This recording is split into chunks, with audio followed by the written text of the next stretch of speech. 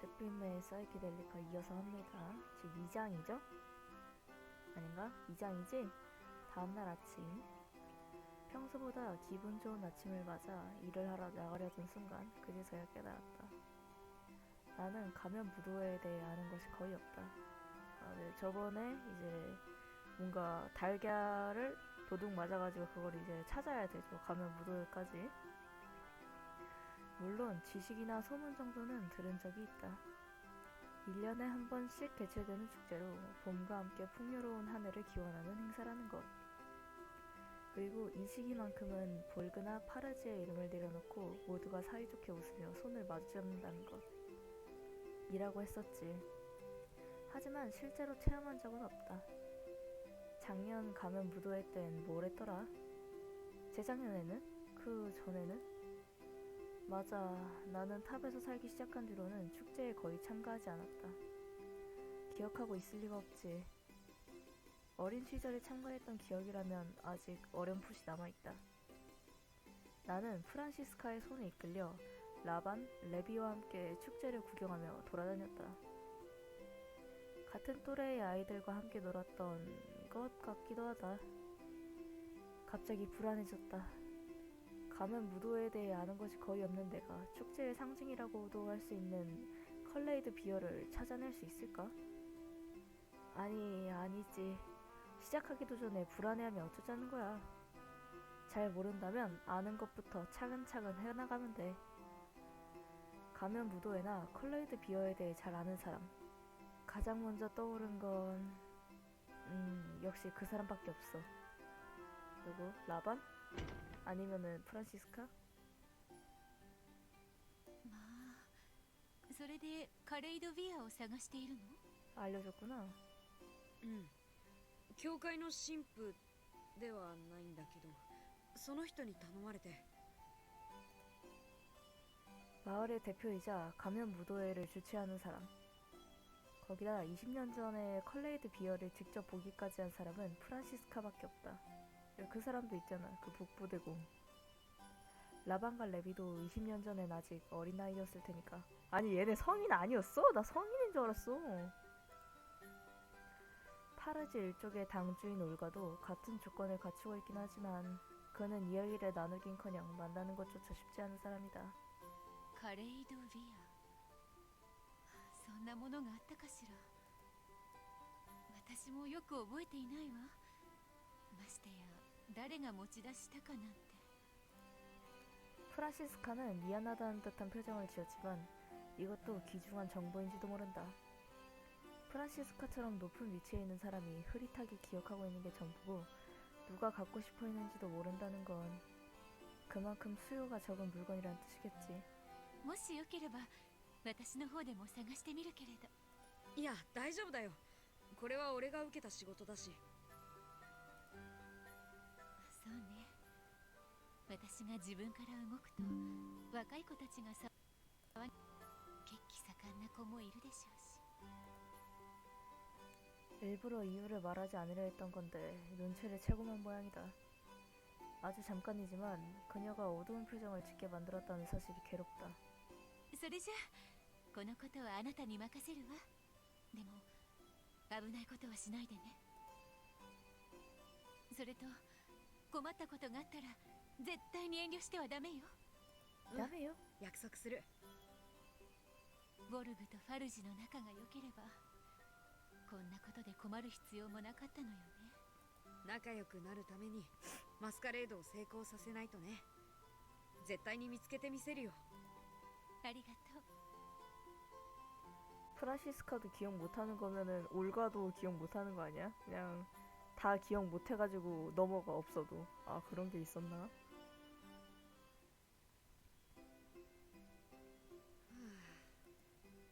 반드시 찾아내겠다고 하긴 했지만 정말 아무런 단서도 없단 말이지.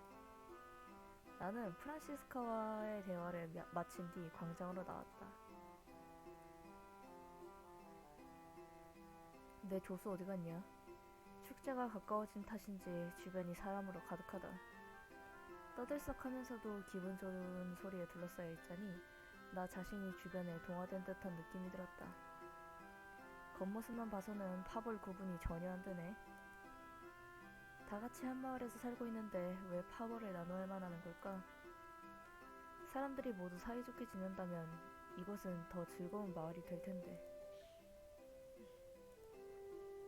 감상에 잠겨있을 때가 아니지. 가면 무도회의 흥망은 컬레이드 비어에 달려있어. よし、それじゃあ始めるか。 나는 작은 목소리로 기합을 넣고 마을 안쪽을 향해 걸음을 옮겼다. 서쪽 골목이 개방. 와, 이거 뭐야? 이 돋보기 표시는 처음인데? 서쪽 광장 여긴가? 한번 가봐요. 아, 여기가 메인 스토리네. 좀 사이드 스토리 있는 데를 한번 그래도 다 보긴 해야겠죠? 이게 뭐야? 이게 돋보기구나. 잘못 눌렀어. 아, 뭐야? 올라갈 수가 없어. 사이드 스토리를 보자. 여기가 골목이죠. 너 있구나. 뭐 얜 계속 여기 있니? 발걸음 소리조차 들리지 않는 골목길에 누군가가 혼자 서 있다. 저건 루거스? 뭐라고 있는 거지? 잠시 지켜보자. 손에 든 메모와 눈앞의 집이나 길을 비교하고 있다는 걸 알 수 있었다. 파르즈 일족 당주의 아들 루거스는 부하도 없이 매를 연상케 하는 날카로운 눈빛으로 주변을 둘러보고 있었다. 저 표정은 전에도 본 적이 있는 것 같은데. 얼마 전에 살인사건을 조사하던 루거스와 마주친 적이 있다. 그는 그때도 지금처럼 날카로운 눈빛으로 살기를 풍기고 있었다. 또 무슨 일이 있었던 건가? 살인이 일어났을지도 모른다 생각하니 썩 유쾌한 기분이 들진 않았다. 빨리 범인이 잡혔으면 좋겠는데 나는 그렇게 기도하는 수밖에 없었다. 지난번처럼 루거스와 마주쳤다간 범인으로 의심받을지도 몰라. 그건 싫은데. 그렇다면 말을 걸 필요도 없겠지 싶어 나는 최대한 기척을 숨기고 광장으로 돌아가려 했다. 하지만 그 자리를 떠나려던 순간 루거스의 험악한 목소리가 골목길에 울렸다. 止まれ 들킨 건가? 나는 달아나기를 포기하고 루거스의 얼굴을 바라보았다. 그러자 그는 나를 향해 천천히 걸어오기 시작했다. 何か用だった？ 또요 주머리 이거 아니었어? 前に言ったはずだ。次に見かけたら問答無用で捕まえると。ここで何をしていた？何よって。それは答えなきゃダメなのか？当然だ。この町に住む以上。 필요 이상으로 고압적인 태도에 나도 모르게 반항적인 태도를 취하고 말았다. もっと言い方を考えてくれてもいいと思うけど。ではもう一度言おう。ここで何をしていたのか今すぐ答えろ。 싸가지 없는 녀석. 기분이 나쁜 건지도 모른다. 아니면 내가 마음에 들지 않는 것인지도 모르지. 어느 쪽이든 꼭 이런 식으로 말하지 않아도 되는 거 아닌가?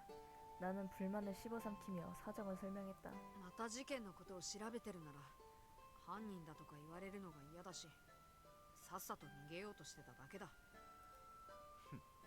正直だな。嘘ついたってしょうがないだろ。では貴様に聞きたいことがある。質問って雰囲気じゃないんだけど。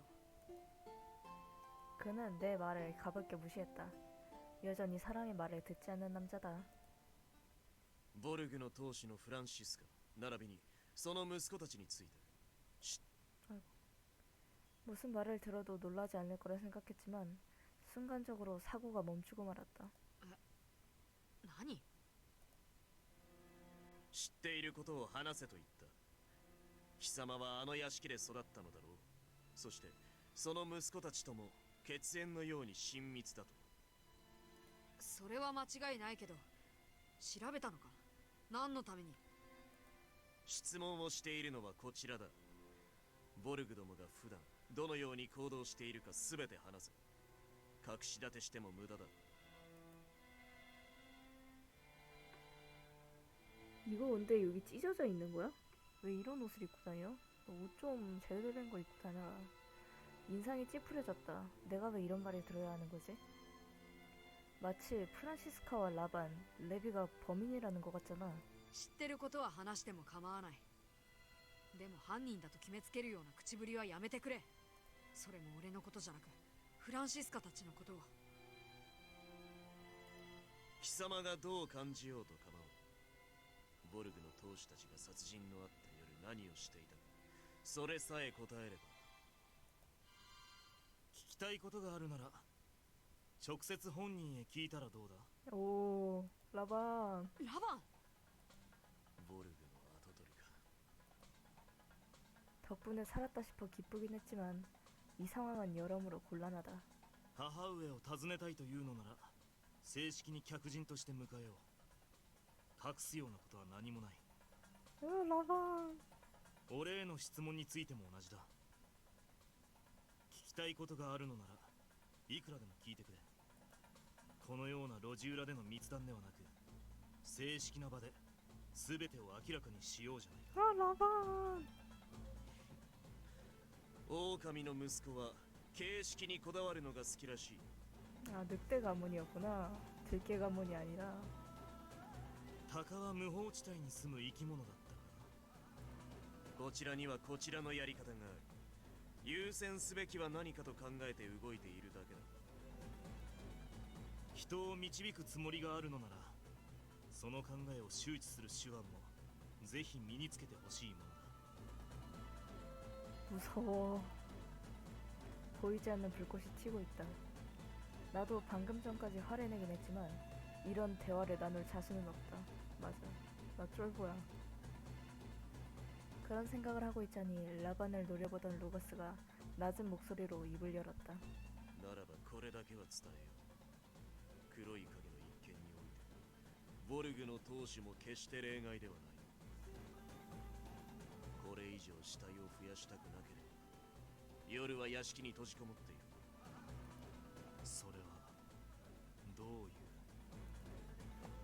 뭔데? 루거스는 말을 마치자마자 자리를 떠났다. 남겨진 건 불길한 말뿐이었다. お前に迷惑をかけてすまないな。いろいろ聞かれただろう。そんなことは気にしてないよ。ラバンのせいじゃないんだし。そうだな。まあたまたま通りがかってよかった。どこかへ出かけてたの？剣を見に行った帰りだ。しかしルーガスは何を考えてあんなことを。 그런 짓이라 하나부터 열까지 전부 이해할 수 없는 일들일 뿐이었지만 원인은 하나겠지. 俺も全部を知っているわけじゃないけど、ルーガスは黒い影について調べてるみたいなんだ。黒い影。噂になってるんだ。聞いたことないかな。街で連続殺人が起きていて、その犯人は黒い影って呼ばれてるんだ。殺人事件がいくつか起こっているのは知っているが黒い影というのは初めて聞くな。多分その事件とか噂についてはファルジュの方で全部処理しているんだと思う。ルーガスが一人で調べてるのを見かけたから。 라반은 내 설명을 들으면서도 조금 불만스러운 것처럼 보였다. そういう事件こそ不確かな噂ではなく正しく周知すべきだと思うな。わからないけど、ただ犯人は鷹の羽がかたどられたナイフを使っていたらしいから。鷹。それを周知するのは避けたいと。どうなのかな。でも 파르시에게 불만을 가진 자들을 일족이 죽이고 있다는 파르시의 소문을 야리카타 듣고に 있다. 不満を持 아 つ者 말해주는구나. その一族が殺しているという噂が立っている。こういった話は当主の耳に入る前に潰しておく必要がある。父上の名を汚すような噂はなおさらな。 범인이 파르시 일족인지 볼그 일족인지 알 수 없으니 모두를 의심하겠다는 거겠지. ルーガスは本気で事件について調べているし、解決しようと思ってる。まあもう少し人への質問の仕方は考えた方がいいと思うけど。屋敷に閉じこもっていろという発言については。あれは本当に危ないからちゃんと戸締まりしろって意味とか？ 오, 우물쭈물대며 그렇게 말하자 라반이 피식 소리를 내며 웃었다. 何があったのか知らないが、随分お前はルーガスに優しくなったんだな。 그냥 주인공은 원래 좀 친절한 편인 것 같은데? そういうつもりじゃないんだけど、ただルーガスがオルガの名を汚さないようにと努力してるみたいだったから、身内を思う気持ちはわからなくもないと思っただけだよ。なるほどな。父親のためにか。 라반은 생각에 잠긴 듯 바닥을 바라보다가 이내 다시 작게 웃음 지었다.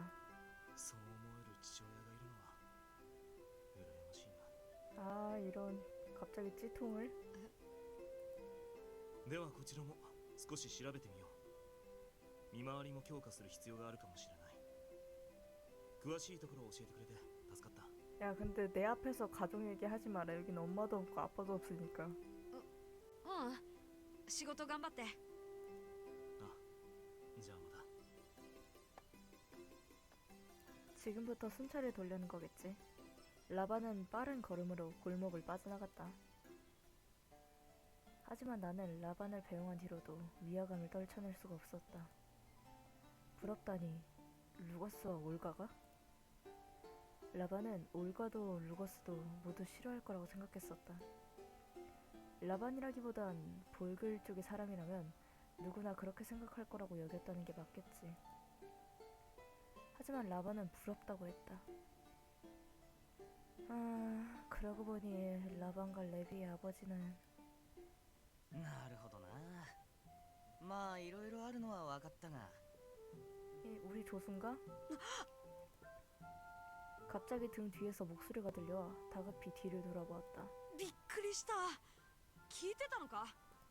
まあ 아, 레비였구나. バッチリ。ったくルーガスの野郎ムカつくぜ。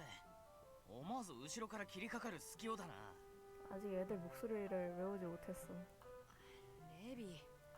というのは冗談で、まあ相手は兄貴だったし、ほっといても大丈夫だろって見てた。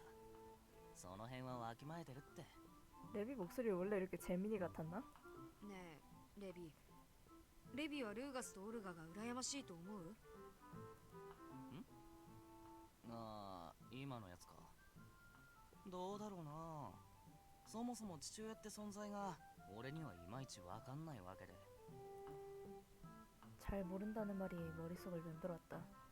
고민에 빠진 나와 달리 레비는 아무렇지 않다는 듯 말을 이었다. ガキの頃に死んだからほとんど記憶にないんだよ。でもあんま会いたいと思ったこともないな。 죽으셨구나. 会いたくない？あんま覚えてねえけど、結構兄貴や母さんが苦労してたみたいだからな。それを見てると会いたいとは言えねえよ。ま、母さんたちの前ではそういう話しない方がいいぜ。さっきみたいに微妙な空気になりそうだし。そっか。 레비는 내 머리 위에 다정히 손을 얹으며 말했다. 왜? つっても普通に生活してりゃ話題にも上がんないからな。お前もそんな気にすんなよ。 날 동생 정도로 보고 있는 것 같은데 이 레비 자식이? そうかな。と、俺もそろそろ行くわ。またサボったとか言われるからな。 일 좀 해. 実際サボってたんじゃなくて？ 일 좀 하라고. 休憩だって休憩。じゃあまたな。 잘 가. 레비는 라반이 모습을 감춘 방향으로 달려갔다. 검은 그림자, 루거스와 라반은 언제, 그리고 지금은 이 세상에 없는 라반과 레비의 아버지. 생각할 것들이 너무 많다. 하지만 내가 생각한다 해서 해결될 일이 아니라는 것도 사실이다.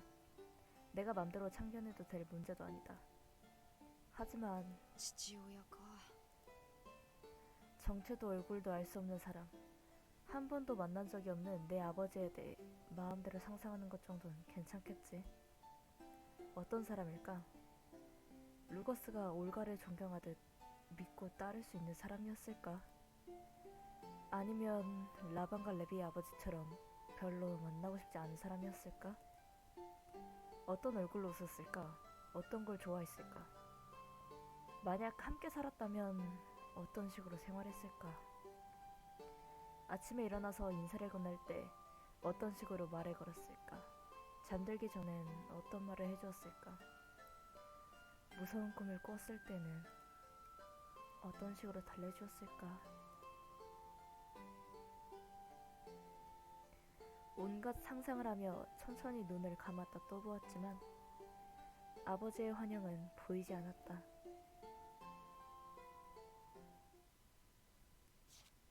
저장해. 쇼트 에피소드 한 개가 개방됐대. 뭐가 개방된 건지 잘 모르겠는데. 이거는 한 뭔지 한번 볼까? 토크 에피소드? 뭐야 이게? 토크 에피소드는 뭐야? 이 마을에 대해. 好きか嫌いかで言えば好きだな。でなければこうして青年団などには所属しない。 청년단이 そう 뭐야? だな。俺たちは当主様に仕えているが、ひいては町のために、この町をより良くするために動いている。誇り高いファルジの意志のもと、俺たちは町の平和に努めている。だというのにボルグの奴らが無駄に絡んでくるんだ。 마을의 기억. 뭔가 많이 모아야 될 것 같이 생겼는데 이 마을의 기억? 또 주는 거면은 다 하는 그런 게 있기 때문에. 근데 너무 이거 많잖아. 이거 어떻게 다 봐? 빠르게 볼게요. 이 마을에 대해 어떻게 생각하세요? まあ割と平和な町なんじゃないか。税の徴収なんかは大変だけどな。そうだな。よそから敵襲があるわけでもない。だが最近は黒い影というやつが人を殺して回ってるらしいな。ああ、でもそれくらいさ。やっぱり平和な方だろ。 아니 평화롭지 않잖아. 그게 다가 아니잖아. 이상한 사람들이네.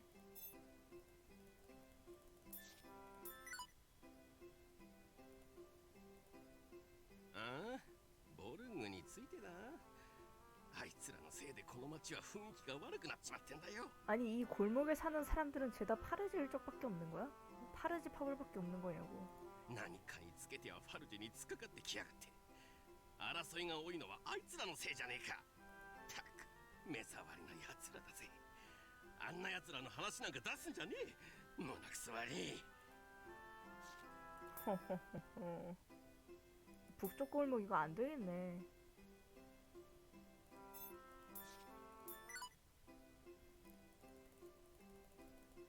あいつらは良くない。実に良くないぞ。わしらファルジの一族はだが奴らは群れは作るがそれをまとめ上げるだけの力はない。 이 싸가지 없는 녀석들. 어?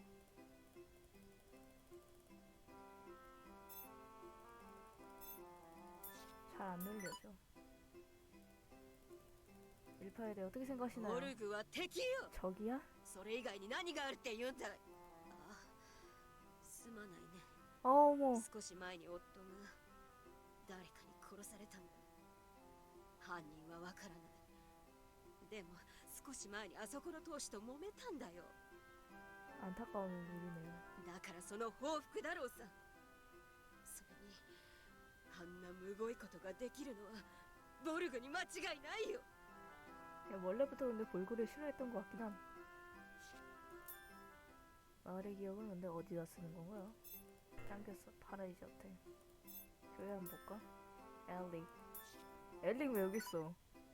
야 이 자식아, 너 조수잖아. 따라다녀야지. 別に話すようなことはないよ。ウサギとはずっと前から一緒にいるし、ロレンスは気がついたら一緒にいたし、それだけだよ。 아 짧아. 로렌스.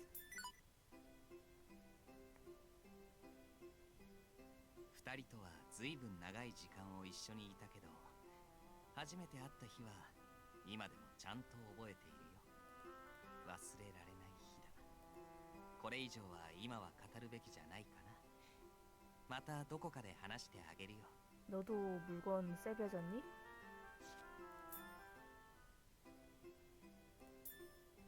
마을 할머니.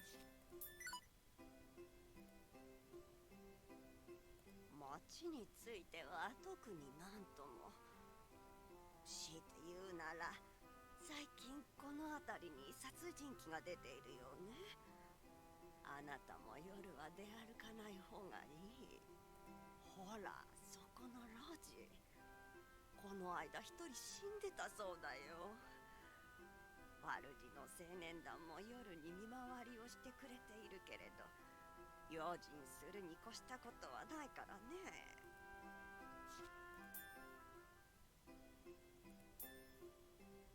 入った。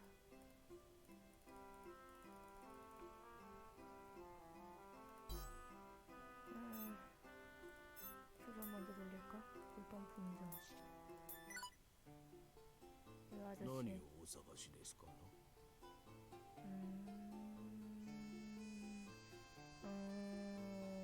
아, 그렇구만. 이건 뭐야? 백합문장. お題が足りないようですな。 아니, 백합문장 이거 お題が 뭐냐고. 足りない。 알았어. また 뭐가 오라는 거지? 이거 다 보고. 주점의 놀이. 얘기 좀 합시다. 이 마을에 대해. そうですな。雪以外は特にこれといって何もない。普通の街のように感じますな。ボルグとファルジがいがみ合っているようですが、元行商でどちらからも外れているわしのような老いぼれにはあまり関係のないこと。何故両一族はああもいがみ合っておるのか。わしにはそのきっかけの方が気になりますの。 권력 싸움이겠지 뭐. 점원. この町について、そうね。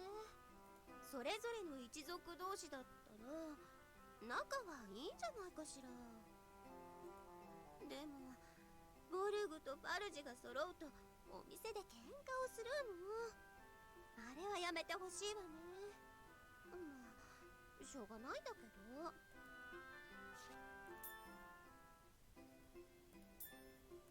인상이 나쁜 남자. あ？町についてなんてどうも思わねえよ。 얘 걔잖아. 気に入らなくたってここに住むしかねえんだからよ。他にどうしろってんだ。変なこと聞くんじゃねえよ。 아니 이런 거 내가 봐야 돼? 이런 거 굳이 봐야 돼?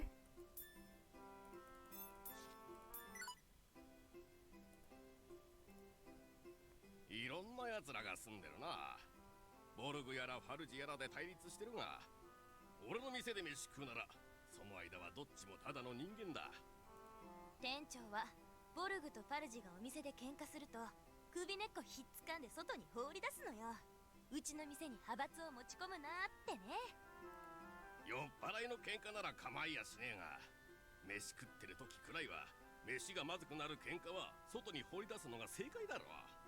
아니 추객들끼리 싸우는 건 괜찮냐고. 그것도 안 되죠. 여기 뭐지? 탑. 아, 하이타카 있네. 아, 나중에 가자. 너무 힘드니까 마음이. 할머니. 사이드 스토리 할머니? 할머니 뭔데? あれ、フランシスカどうしたの？それが実はね。 프란시스카의 표정은 심각하게 그지없었다. 그런 그녀가 꺼낸 말은 ラバンに仕事禁止令を出されてしまったの。仕事禁止令？ 엄마 일 좀 해야지. ここのところ厄介な仕事が溜まっていたから部屋にこもって片付けていたらいい加減休みを取れって怒られてしまって。 아니, 근데 할머니 프란시스카를 지칭한 거였어? なるほど、そういうこと。 너무한 거 아니야? 내 앞에선 다정하고 부드러운 그녀지만 프란시스카는 일에 열중하는 타입이다. 당주의 일은 한 번에 다 처리할 수 있는 게 아님에도 항상 스스로 해결하려 한다. 그런 사람이기에 잘하지 못하는 요리도 매번 직접 하려고 하는 거겠지만 이건 일단 제쳐두자. 슬슬 라반한테 맡기고 쉬어도 될 것 같은데. 아마 내가 모르는 사정들이 얽혀 있는 거겠지. じゃあ今日は一日お休み？いいえ、半日だけなのだけれど。なんだ半日か。それならお茶でも飲んでのんびりしててもいいんじゃないか？そうかもしれないけれど、どうも書類の山があると思うと落ち着かないのよね。 쉬셔야죠 그래도. よし。じゃあ俺が見えないところに隠してあげる。이러네. 가끔은 느긋하게 쉬었으면 좋겠다는 라반의 마음은 충분히 이해할 수 있다. 나 역시 그렇게 생각하고 있으니까. 나는 프란시스카에게 확인을 받으며 서류 더미를 책상 위에서 치우기 시작했다. ペンとインクは机の中にしまおう。こっちの包みは椅子の上に置いちゃっていいかな。構わないけれど。あとはこの本を一度本棚に戻せば。ほら、机の上に何もなくなった。 너무 귀엽다. ほんとね。どうかした？まさかあなたにきれいさっぱり片付けられてしまうなんて。あなたがここに住んでいた時は私が片付けを手伝ってあげてたのに。なんだか不思議ね。いつまでも子供じゃないってことだよ。でもこれでゆっくりお茶が飲めるんじゃない？その通りだわ。じゃ、ちょっと入れるわね。 나는 자리에서 일어나려던 그녀를 황급히 저지하며 다시 자리에 앉혔다. ダメだよ。半日休みでしょ。俺がやるから待ってて。あら。でもそうね。それなら久しぶりに入れてもらおうかしら。 아니 근데 나 지금 일하는 중 아니었어? 여기서 이렇게 차 마셔도 돼? 美味しくなるように頑張るから。嬉しいわ。戸棚にお茶菓子もあるから一緒にいただきましょう。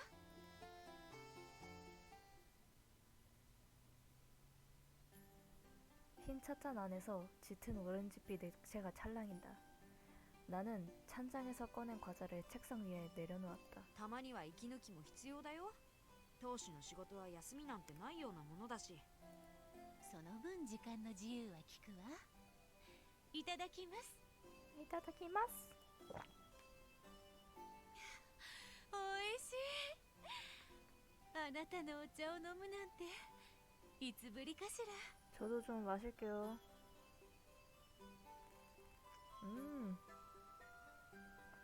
이야, 이거 물이 좋네요. 이거 정수기로 끓였나? ここにいた頃の話だから4年以上は前かな。4年と言ったらずいぶん長く感じるけれど、私には昨日のことのよう。もう塔での生活には慣れた？うん。少なくとも家事は一通りこなせるようになったよ。まあすごいわね。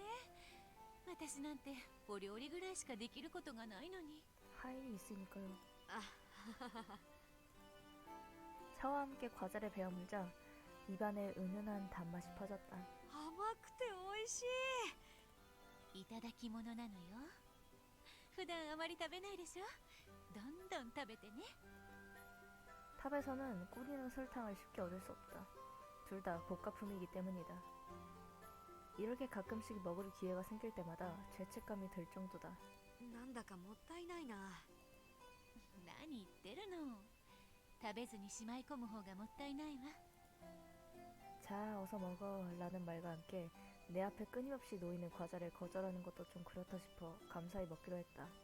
あなたも本当なら綺麗なドレスで着飾っていろいろなお菓子を食べていてもおかしくないのに。髪ももっと伸ばして化粧もして。そんなの俺がやるのはおかしいよ。そんなことはないわ。絶対に似合うもの。かわいいわよ絶対に。そんなことあるよ。フランシスカみたいに綺麗なら別だけど。 그럴 리가 있다고 돌아오면서 은근히 자랑하는데? あなたは自分の魅力に気づいてないだけだわ。着飾れば素敵なお嬢さんに見えるわよ。黒い艶やかな髪がドレスに映えてみんなが夢中になるような。 근데 얘 여자 버전 노란 머리던디? きっと素敵なはずよ。たまにはそんな格好も見てみたいわね。 아닌가? 아이고. 걔는 그게 아닌 건가? 俺はいいよ。女だってバレたらいけないし。そうね。ごめんなさい。でも何度も言ってるけど、私と二人でいるときは女の子に戻っていいのよ。ありがとう。でももうだいぶ慣れちゃったから。逆に女の子にって言われてもどう振る舞えばいいのかわかんないな。それはそれで困ったものね。 프란시스카가 키득키득 소리를 내며 웃었다. 분명 배려해주려는 마음으로 하는 말이겠지만 조금 멋쩍은 기분이 드는 건 어쩔 수가 없다. それじゃあそろそろ行こうかな。仕事がまだ残ってるし。そうなの？私からは書類を隠したのに、なんだか不公平ね。俺はフランシスカほど忙しくないから。机の上元に戻していこうか。いいえ、一応このままにしておくわ。これを見たらラバも安心するでしょ。確かに。間違いなくしっかり休んでるからね。 우리는 서로를 마주보며 웃음 짓고는 방을 빠져나와 현관으로 향했다. 아 뭐야? 문을 열자마자 위쪽에서 무언가가 떨어져 부딪혔다. 발치로 굴러간 물체를 확인해보니 아무래도 문 근처의 장식 일부가 떨어진 모양이다. 大丈夫？頭を打ったの？ 아이고. ちょっとぶつかっただけだから平気。これが落ちてきたみたいだ。 나는 장식 파편을 주워 프란시스카에게 건네주었다. 古い屋敷だから傷んでいたのかしら。フランシスカが謝ることじゃないし、これくらいなんともないよ。俺が直そうか？いいえ、仕事もあるんでしょ。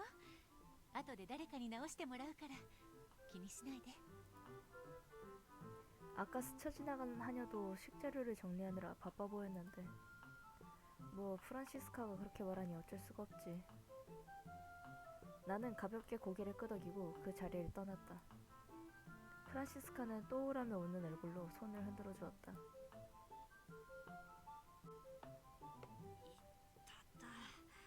さっきぶつけたとこコブになってるな。 꽤 높은 곳에 달린 장식이었지.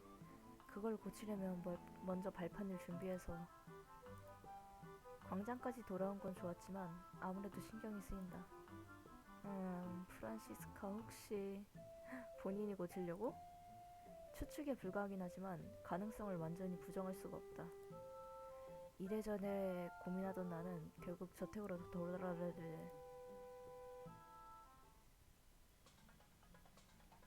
그리고 내 예상은 완벽히 맞아떨어졌다.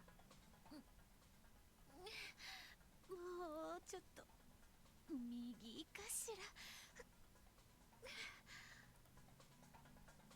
조심하세요. 발판을 밟고 올라선 프란시스카가 장식을 다시 달려는 듯 한껏 팔을 뻗고 있었다. 못을 박아 고정하려는 셈이었는지 발치에는 망치와 못이 널브러져 있었다. 아, 보는 내가 다 불안해서 견딜 수가 없었다. 한껏 발돋움을 한 발끝은 지금 당장이라도 발판에서 떨어질 것만 같았다. フランシスカ。あら、戻ってきたの？忘れ物でも。 프란시스카가 그렇게 말하며 내가 있는 쪽을 바라보려던 순간이었다. 프란시스카의 발밑이 흔들리며 그녀의 몸이 허공에 떠올랐다. 위험천만한 상황이었다. 나는 바닥과 프란시스카의 몸 사이에 내 몸을 밀어넣듯 끼어들었다. 결과적으로 프란시스카가 날 깔고 앉은 상황이 되긴 했지만 平気。フランシスカは 말을 끝마치기도 전에 프란시스카가 내 뒤통수로 손을 뻗었다. ああ、コブになってるじゃない。うん。それさっきぶつけたところだから。무거운데 빨리 비켜달라고 해야지. 気分は苦しくない？うん苦しいは苦しいけどまずは苦しいの？大変。お医者様を。フランシスカ落ち着いて。あと上からどいてからにしてもらえると助かる。 아방하시네. 말에 올라타듯 내 위에 앉아 있었다는 걸 눈치챈 프란시스카가 다급히 자리에서 일어섰다. どうして一人でやろうとしたの？これくらい軽いものだと思ったの。みんな忙しそうだったし、仕事を休んでる私がやれればって。こういう作業はフランシスカが思っているより難しいんだよ。怪我したら当主の仕事どころじゃなくなるし。その通りね。反省してください。 반성하세요. はい。 귀여워. 내가 프란시스카에게 설교를 할 날이 올 줄이야. 여기서 지내던 시절엔 상상도 할 수 없었던 일이다. あなたに叱られる日が来るなんてね。 이럴 때 진짜 내가 많이 컸구나를 느낀. 진짜 엄마가 그렇게 나이를 많이 먹었구나 싶고 내가 나이를 많이 먹었구나 싶고 되게 뭔가 슬퍼지면서 프란시스카도 같은 생각을 하고 있었던 모양이다. いつまでも子供じゃないってことだよ。そのセリフ、今日2度目よ。そんなに早く大人にならなくてもいいのに。 그니까 너 철들기엔 아직 어리지 않아? 너 성인도 아니라며. とりあえずこれは俺が直すよ。大丈夫、すぐ終わるから。 나는 프란시스카에게서 건네받은 파편을 벽에 끼워 넣었다. 그리고 적당한 위치에 못을 대고 망치질을 하기 시작했다. 이게 망치질 소리야? こういう仕事もたまにはあるから。よし。 얼마 지나지 않아 고정하는 작업이 끝났고 나는 발판에서 내려와 장식의 상태를 살폈다. 못을 박은 자국은 장식에 가려져 보이지 않았고 위화감도 느껴지지 않았다. どう？フランシスカ。完璧よ。便利屋さんに報酬を払わなきゃね。そんなのいいよ。いいえ。だってこういう仕事もあるんでしょ。正当な働きには正当な報酬を。やっ、それならさっきのお茶菓子にも正当な代金を支払わなきゃいけない。あれが報酬で十分だよ。そう？じゃあ今度何かあった時はお仕事として呼ぶわね。じゃあお願いします。何でも言って。力仕事でも細かい作業でも。本当に頼もしくなって。あなたがそんな調子だと私はすぐにおばあちゃんになっちゃうわ。 이래서 사이드 챕터 제목 이름이 할머니야? フランシスカならおばあちゃんになっても可愛いと思うけど。だからちゃんと長生きできるように怪我と病気に気をつけて。働きすぎにも注意だよ。ありがとう。あなたは本当に優しい子に育ったわね。まるで私が育てたんじゃないみたい。フランシスカに育てられたから今の俺がいるんだ。もう本当に可愛いんだから。 프란시스카는 활짝 웃으며 나를 있는 힘껏 끌어안았다. 조금 부끄럽긴 했지만 프란시스카의 마음이 느껴져서 기쁘기만 했다. 난 정말 진심으로 그렇게 생각하고 있어요, 프란시스카. 나와 프란시스카는 피가 이어지지 않았다. 하지만 우리는 피 대신 따뜻한 온기로 이어져 있다. 오늘은 프란시스카의 다양한 일면을 볼 수 있었다. 이런 하루가 계속되었으면 좋겠는데. 나는 프란시스카의 품에 안긴 채 그런 생각을 했다.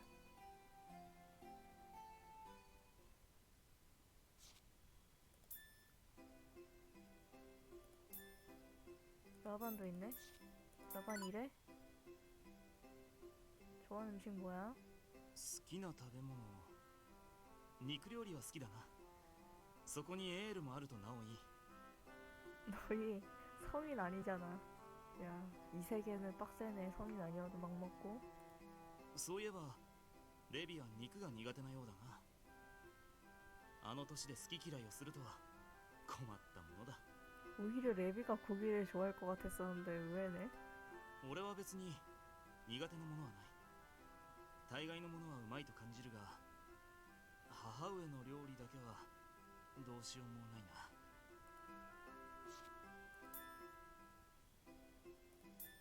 레비 좋아하는 음식 뭐야? 好きな食べ物な、強いて言うならチーズ。うまいブドウ酒と一緒に食うチーズは最高だな。兄貴は肉も好きみたいだけど、俺は肉ってどうもダメなんだよな。好き嫌いせず食えって言われるけど、苦手なもんはしょうがなくねえか。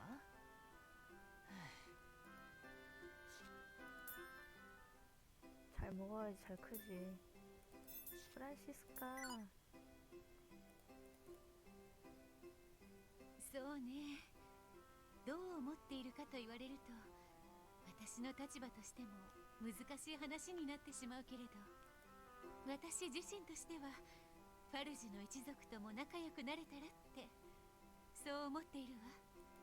今すぐは難しいでしょうけど、これから少しずつゆっくりとね。 네. 불구일족의 하녀.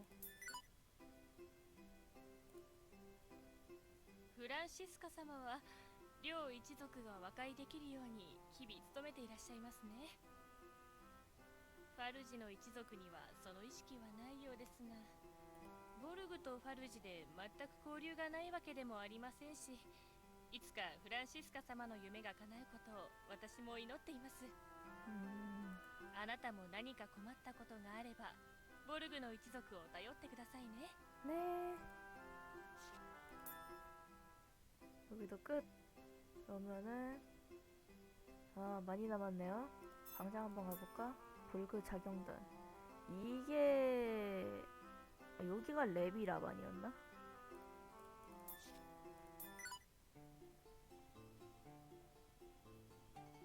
나는 사람들의 이야기 소리에 이끌리듯 자연스럽게 광장으로 향했다. 탁 트인 광장을 오가는 사람들 틈에서 때때로 웃음소리가 들려왔다. 남녀노소 할 것 없이 다양한 사람들이 지나간다. 잡담과 장사 이야기를 하며 시시때때로 표정을 바꾸는 사람들.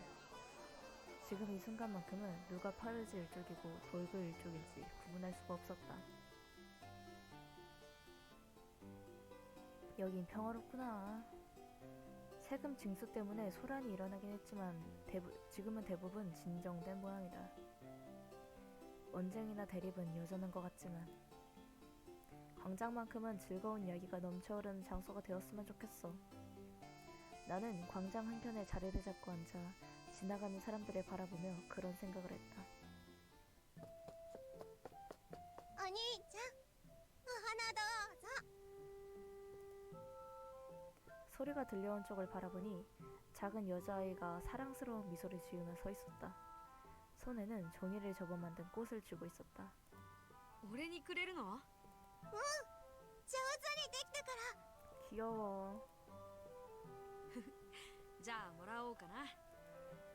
밝은 표정을 보니 나까지 기분이 밝아졌다. 종이로 만든 노란 꽃은 모양이 조금 일그러져 있었지만 화려하고 예쁘기만 했다. マスカレードの時にこれをいっぱい作って飾るのかわいいでしょ。それはいいね。きっと楽しいお祭りになる。 꽃을 뭔가 사오는 게 아니고 그냥 종이로 만드는 거야? あら、いいわね。明るい色がとっても綺麗。それは何の花？ 어느 틈엔가 뒤쪽에 서 있던 한 여성이 나와 여자아이가 바라보던 꽃을 들여다보았다. これはね、ユリだよ。パパさんにもあげる。ありがとう。黄色いユリ？いいわね。ぐっと華やかになるわ。おばさんも毎年いっぱいごちそうを用意してね。家の周りも飾り付けをして。でも最近物忘れがひどくてね。昨日なんて。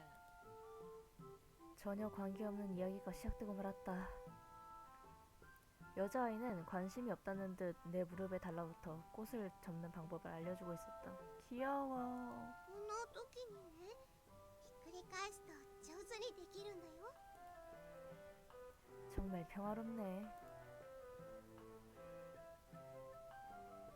두 사람에게 말려든 느낌이 없지는 않지만 지금 이 상황은 꽤 흐뭇한 광경이었다. 야, モテてるね. 농담 섞인 인사를 건네온 건 다름 아닌 랩이었다. 확실히 멀리서 보면 그렇게 보일지도 모르겠다. 그저 앉아있었을 뿐인데 어느 틈엔가 사람들에게 둘러싸이고 말았다. はは、羨ましい。まあな、俺も混ぜてくれよ。いいけど、サボるとまたラバンに怒られるよ。まあまあ、固いこと言うなって。 자경단복을 입은 레비는 그렇게 말하며 내 옆에 앉았다. 그걸 본 여자아이가 치마 주머니에서 종이를 접어 만든 꽃을 한 개 더 꺼냈다. まだあるからお兄ちゃんにもあげる。へえ、綺麗にできたな。ありがとな。 꽃을 받아든 레미는 여자아이의 머리를 마구 쓰다듬었다. 조금 거친 손길이긴 했지만 여자아이는 마냥 싫지만은 않은 듯 밝게 웃음 짓고 있었다. レビは自警団の見回り？ああ、この間のこともあるし、マスカレードも近いから見回りの回数を増やそうって話してたんだ。そうだったんだ。自警団の皆さんがよく顔を出してくれるおかげでここいらは落ち着いてるわよ。変な小競り合いも仲裁してくれるし助かってるわ。なるほど。レビやラバンが頑張ってるおかげだ。これくらいは大したことじゃねえって。ファルジの連中が出しゃばってこない限りは大ごとにはならないし。 말은 그렇게 했지만 레비는 어딘지 모르게 기분이 좋아 보였다. 칭찬을 받아서 그런가? と自慢げにする前に役目を果たしたらどうだ？お、兄貴、ちょっと休憩してただけだって。 얜 뭐 골목에서도 쉬고 여기서도 쉬고 일을 언제 하니? 언제부터 있었던 것일까? 눈앞에 라반이 서 있었다. 둘이 함께 술차를 돌고 있었던 거겠지. 내 옆에 앉아있는 레비를 바라보는 라반의 시선이 따갑다. あら、ラバンさん。まあまあ、休憩くらいいいじゃないですか。いつも一生懸命見回りしてくれてどうもね。そうだわ。確か干し肉が余っていたと思うんだけど。お気持ちだけで十分です。ありがとうございます。せっかくの干し肉ですからご家族と食べてください。 정중히 감사의 뜻을 표하는 라반의 모습은 눈이 부시기만 했다. 아, 이건 そうですか。次会うときは何か用意しておきますね。 아주머니는 한껏 웃음 지으며 자리를 떠났다. 라반은 불교일족으로서 의연한 태도를 고수하곤 하지만 상대에게 부드럽게 접해야 한다는 때가 있다는 건 잘 알고 있다. 말이 잘 안 나오네. 물 마셔야겠다.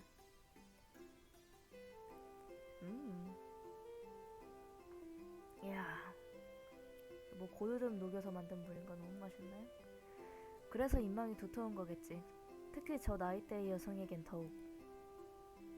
그리고 우리의 대화를 물끄러미 바라보던 여자아이가 곤란하다는 얼굴로 라반을 올려다보았다. お花3つしかない。お花? 소녀가 하고 싶은 말을 알아챈 레비가 라반에게 종이꽃을 보여주며 사정을 설명해 주었다. さっきこの子に花をもらったんだ。綺麗だろこれ。でも 라반한테도 주고 싶었던 걸까? 우물쭈물하는 모습을 보니 그런 생각이 들었다. 괜찮다고 말을 걸려던 순간 당사자인 라반이 먼저 입을 열었다. 気にしなくていい。気持ちだけでももらったことにしておく。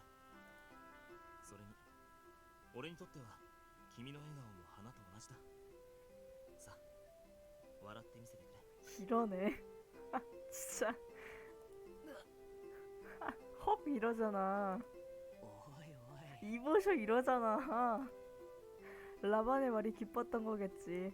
여자아이는 환하게 웃으며 몇 번이고 고개를 끄덕였다. 아니 이 자식. 今度会った時にあげるね。自警団のお兄ちゃん。 아니 괜찮다고 할 줄은 알고 있었는데 네 얼굴이 꽃이다. 이거는 미처 생각지도 못했다. 너무 충격적이네. 우와, 정말 꽃이 활짝 핀 것 같은 웃음이었어. じゃあねお兄ちゃんたちまたね 여자아이는 모습이 보이지 않게 될 때까지 몇 번이고 뒤를 돌아보며 손을 흔들었다. なんだよくもまああんなセリフが出てくるよな。小さい子相手だ。あのくらい言った方が喜ぶだろう。 립 서비스. 確かにいい笑顔だったなあの子。おばさんもニコニコしてたし。なら正解ということだ。正解ね。お 그때 한 남자가 짐바지를 끌며 라반의 뒤쪽을 지나갔다. 그대로 스쳐 지나가려던 남자는 라반의 얼굴을 보곤 걸음을 멈췄다. あ、ラバンさん。新しいロングソードが入りましたよ。そうか。後で立ち寄らせてもらおう。この前買ったナイフは装飾が少し脆くてな。また修理をお願いしたいと。 두 사람은 친근하게 대화를 나누기 시작했다. 知り合い？武器を扱ってる店の親父。ったく兄貴の剣好きも大概だよな。付き合わされるのは勘弁だぜ。別にいいじゃん。鍛錬のためにもなるでしょ。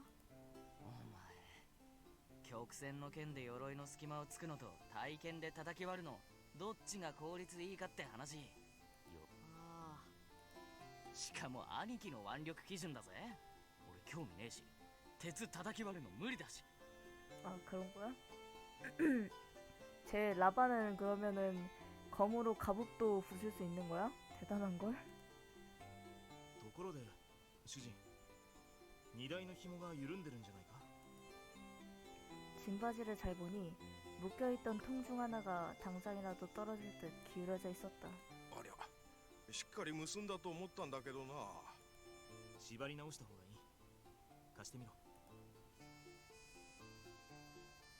라반은 남자가 손을 대기도 전에 짐을 정리하기 시작했다. 나나 레비가 나설 틈도 없을 정도로 재빠른 움직임이었다래. いや、手際がいいね。助かりましたよ。人通りの多いところでは注意してくれ。どさくさの盗難にも気をつけろよ。ええ、ありがとうございます。それじゃあまた店にいらしてください。 아니 근데 이 정도로 치안이 나쁜 거야? 소매치기도 막 성향하고? 여기는 평화로운 마을이 아닌 거잖아. 남자는 꾸벅 인사를 한 뒤 짐대를 끌고 자리를 떠났다. へえ。どうした？すごいな。さっきのおばさんが自警団を褒めてたのもよくわかる。会話をしただけだが。そうなんだけど、さりげなく注意したり、いろんな人に声をかけたり、そういう積み重ねが信頼につながるんだろ。まあ、そうだな。ただ治安を気にかけるんじゃなく、町の人たちの声を拾い上げることが大事だ。 그의 말은 자경단의 일원이 아닌 볼그 일족의 차기 당주가 하는 말처럼 들렸다. そのおかげで俺も便利屋の仕事に励めるわけだし、感謝しないとね。 자리에서 일어나 고개를 살짝 숙이자 레비는 지루하다는 듯한 얼굴로 자리에서 일어섰다. じゃあ俺は邪魔にならない程度に頑張りますかね。 오랫동안 함께 지냈기에 작은 행동 하나로도 쉽게 알게 되는 것들이 있다. 토라진 것까지는 아닌 것 같네. レビだってマスカレードに備えてって思ってたんでしょ。自警団も取りまとめてるし。 아, 칭찬 지금 못 받았다고 토라진 거야? 見回りを増やそうと言ったのはレビだしな。ほら、大変だろうけど応援してるから。みんなレビが頑張ってるの知ってるよ。 랩이 점점 올라오잖아. 라반의 휴식에 동행하기도 했고 말이야. お前俺の味方はお前だけだ。 라반도 도와줬는데? 거들어줬는데? そういうのはいいから。ってレビ! 레비는 방금 전에 여자아이에게 했던 것처럼 내 머리를 거칠게 쓰다듬었다. 相変わらずちっこいなお前は。それ褒め言葉じゃないから。もう 언제까지 쓰다듬을 셈이냐고 한마디 하려던 순간 라반이 내게서 레벨을 떼어냈다. それはそれとして仕事の最中だ。期待通り勤めに励むぞ。まあそうだけど、兄貴だって武器屋の親父と話し込んでただろ。ちょっとぐらい。レビ 방금 레비 한 거 뭔가 되게 무섭다. 아직 더 얘기를 나누고 싶은 듯한 레비에게 라반이 밝은 미소를 지어 보였다. 見回りの途中だったな。そうだな。次は向こうの通りだったか。その通りだ。ほら行くぞ。わかったよ。 저 둘의 관계는 여전하구나 싶은 생각이 들어 웃음이 새어나왔다. 레비도 빠릿하게 일을 처리하는 편이지만 라반에겐 당해내지 못한다. じゃあまた今度な。また。 두 사람은 그렇게 직무로 복귀했다. 나도 슬슬 가볼까 싶어 자리를 뜨려던 순간 뒤에서 누군가가 나를 붙잡았다. 髪だいぶ乱れてるぞ。あいつ乱暴に触るから。え、はあ別にいいよ、気にしてないし。よくないだろ。 라반은 다정히 쓰다듬는 듯한 손길로 엉망이 된 내 머리를 정리해 주었다. これでいい。お前も仕事頑張れよ。 뭐 장갑을 끼고 얼마나 잘 정리를 하겠어. ありがとう。 나는 두 사람을 배웅한 뒤 광장을 다시 한번 둘러보았다. 자, 그럼 광장은 여전히 웅성거리는 소리로 떠들썩했고 상인들이 호객하는 소리가 들려왔다. 가면 무도의 기간이 되면 더욱 활기차질 테고 마을 이곳저곳이 예쁜 장식들로 가득 채워지겠지. 아까 그 아이가 만든 종이꽃도 마을을 수놓을 장식의 일부가 될 것이다. 생각을 하면 할수록 기대감은 높아져만 갔다. 분명 그 아이도 이런 마음으로 꽃을 잔뜩 만들고 있었던 거겠지. 화사함에 마음이 설레는 축제날이 다가온다. 축제를 위해서라도 컬레이드 비어를 찾아내야 해. 라반과 레비도 열심히 노력하고 있으니 나는 다시 한번 다짐하며 광장을 뒤로했다. 좋아요. 광장에 또 사람이 많아요. 이 마을에 대해 この町か。そうだな。俺は結構好きだけど、お前らは？俺も結構好きかな。雪に慣れさえすれば特に不便もないし。いや、俺は大いに不満がある。この町は好きだが、あのファルジの連中がふんぞり返ってることだけは許せねえな。ああ、それに関しては同意するよ。だね。ファルジの奴らがいなければもっといい町になるんじゃない？ 근데 정말 감정의 골이 깊긴 하다.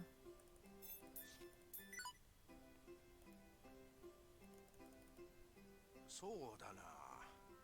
雪はすごいがいいところだよ、この町は。煩わしい交易なんかもないし、よそ者も入ってこないからな。顔見知りばかりで居心地がいいよ。難点があるとすりゃ、ボルグとファルジの対立がもう少し減りゃ言うことなしなんだがな。難しい話だ。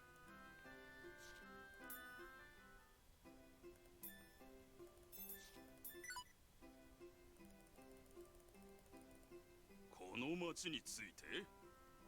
さあ、雪が多くて私はあまり好きではないな。だがこの町で暮らす以上、雪や寒さとは付き合っていかないとならん。諦めているさ。私だって出られるものなら出たいが、なぜかそういう気にもならんのだ。そういう不思議な魅力があるのかもしれんな。 저주 걸린 거 아니야?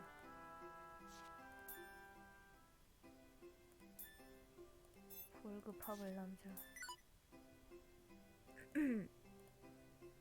あいつらは血も涙もない奴らだ。自分たちが良ければ他の奴らがどうなろうが知ったこっちゃないんだよ。 얘 그 처맞은 애 아니니? 税の額だってファルジが一方的に決めたんだ。そりゃヴォルグの一族だって抵抗はしてくれてるけど。 아니 파벌이 2개인데 그래도 되는 거야? 그럼 색은 뭐 어떻게 하는 건데? 색은 징수에 가면 파란 일종만 먹는 거야? 뭐야? 厳しい取り立てで多くの人たちが苦しんでいるんだ。ファルジはさっさと撃ち落とされちまえってんだ。 근데 이건 좀 너무하지. 지금 파벌이 2개인데 혼자서만 그렇게 하면 안 되지. 본인들 지금 하고 있는 본인들만의 마을도 아닌데. 어? 볼그가 이렇게 눈 시퍼렇게 뜨고 있는데.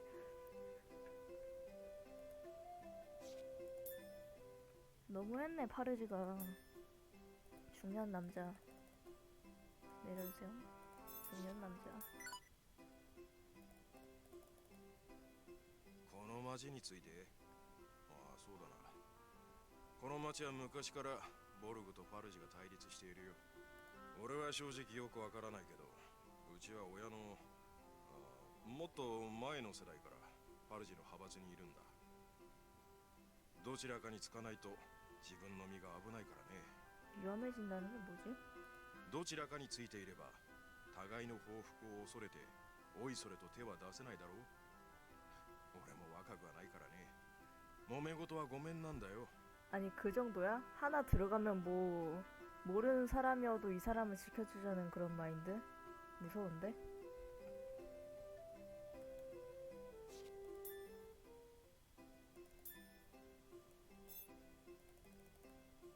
내려오세요. 요즘의 사람들. 私らは商売人だからあれだけど、ボルグとファルジがもう少し仲良くなれば顔色を気にせず商売できるんだけどね。そうだな。俺たちが気にしなくても顔を突き合わせた客同士が揉めることもある。だがなかなか難しい話だぜ。どうしたらいいのかしらね。で、あなた何かいい方法はないかしら。もし思いついたら教えてちょうだいね。 내가 마녀니까 마법을 배워서 다 세뇌시켜줄게. 그럼 되겠지? 이야, 살인에 대한 소문. 이거 2개는 뭐지? 여기가 그 에릭이고 여기가 하야타카인가? 이건 뭐야 그럼? 나는 마을에서의 조사를 적당히 마친 뒤 탑으로 돌아왔다. 인기척은 느껴지지 않았고 하이타카의 모습도 보이지 않았다. 점심부터 먹을까? 뱃속에 뭐라도 집어넣으면 머리가 좀 더 잘 돌아갈지도 몰라. 컬레이드 비어를 어떻게 찾아야 할까? 나는 그런 생각을 하며 부지깽이로 난로 안쪽을 들쑤셨다. 그러자 작은 불씨가 주홍빛으로 반짝였다. 나는 그걸 삽으로 퍼내 주방위 화덕에 놓고 불을 피웠다. 스프라도 만들까? 넉넉하게 만들면 저녁에도 먹을 수 있겠지. 요리를 시작하기 전에 차갑게 얼어붙은 빵을 한 덩이 잘라내 화덕 근처에 내려놓았다. 그 뒤 양파와 당근의 껍질을 벗기고 비슷한 크기로 잘라 냄비에 넣고 볶아주었다. 그리고 향이 강한 미나리를 넣은 뒤 불이 뜨거워질 때까지 볶아주다가 물을 넣는다. 부글부글 끓이며 거품을 걷어내고 푹 익도록 잠시 끓여주면 これでよし。 스프가 끓는 동안 남은 식량을 확인해보자. 빵은 조만간 사두는 게 좋겠네. 뿌리체조는 아직 여유가 있으니 괜찮겠지? 麦はもう少し安い時に買っておかないと。魚はしばらく食べてないな。 열심히 사네. 생활력도 좋다. 야채가 부드럽게 풀어졌을 즈음 보리와 콩을 조금 넣고 한 번 더 푹 끓인 뒤 소금으로 간을 맞추면 완성이다. 원래는 고기나 베이컨을 넣어야 하지만 부엌 사정이 좋지 않으니 어쩔 수 없지. 어디 보자. 빵은 좋아. 꽤 부드러워졌네. 그대로 먹을 거라면 한 번 굽는 게 좋겠지만 스프에 찍어 먹을 거라면 이 정도가 딱 좋다. 준비를 마치고 선반에서 그릇을 꺼내려던 순간 갑자기 시야가 새까매졌다. 뭡니까? 우와. 主のいない間に一人でごちそうを食べる機会？仕方のない従者だ。ハイタカ。 불쾌함을 숨기지 않아서일까. 하이타카는 내 시야를 가린 망토자락을 바로 치우며 말을 이었다. いやー、怖い顔だ。食事の支度をしてる時にちょっかいをかけるなっていつも言ってるだろ。これは失礼。いい香りに誘われたものでね。誘われて出てくるならもっと前だと助かる。二度手間になるんだから。 나는 그렇게 말하며 딱딱한 빵을 한 조각 더 잘라 화덕의 불로 표면을 살짝 구웠다. 그리고 미리 데워두었던 빵과 이제 막 고소한 향을 풍기기 시작한 빵을 식탁 위 바구니에 던져 넣었다. 그 뒤 스프를 그릇에 담아 식탁 위로 옮기자 소박한 점심 식탁이 완성되었다. ごちそうだな。 이게 진수성찬이야? 너무 슬픈데? 嫌味はいいよ。肉が入ってないだなんて文句は現金だからね。 비꼰 거였냐고. いやいや、本音だよ。君の作る料理はいつだってごちそうだ。 진심이었네? それはどうも。さあ、冷めないうちにお召し上がりください、主様。では、ありがたく頂戴しよう。 하이타카는 부드러운 미소를 지으며 자리에 앉았다. 따뜻한 스프에 빵을 집어 한 입 베어 물자 온기와 함께 깊은 맛이 몸에 스며들었다. もう一つまみ塩を入れてもよかったかな。十分美味しいよ。体も芯から温まるね。ハイタカはどこかへ出かけてたの？ああ、薄曇りの空をあちらへこちらへとね。雪の気配がなくてよかった。自由気ままにお過ごしのようで羨ましいです。君は相変わらず忙しく走り回っているのかな？そりゃそうだよ。パンも野菜も湧いて出てくるわけじゃないんだから。それなら風の噂を君にも伝えておこうか。あまり良くない噂だけれどね。良くない噂？町で不審な死体が出てるらしい。それもあちこちで。もちろん人気のない場所に限った話だが。 나도 들은 적이 있는 이야기다. 루거스가 조사한다던 연쇄살인 사건을 말하는 거겠지. また殺人があったの？君も知っているんだね。昨日今日の話ではないが、人の噂に上るほどには立て続けのようだ。そんなに目立つことをしてるのによく犯人が捕まらないな。よほど身を隠すのがうまいのかもしれないね。犯人は黒い影と呼ばれているそうだ。姿形がつかめないという意味かな。黒い影か。 되씹듯 범인의 이름을 읊조리며 전에 봤던 살인사건 현장을 다시 떠올려 보았다. 사건을 조사하던 루거스가 범인의 무기가 뭔지 알려줬었지.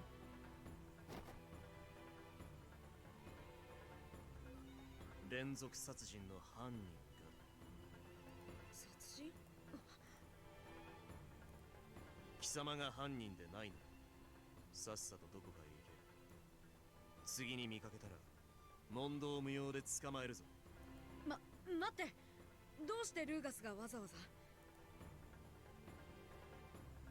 犯行にこんなものが使われては。これは鷹の羽のナイフ。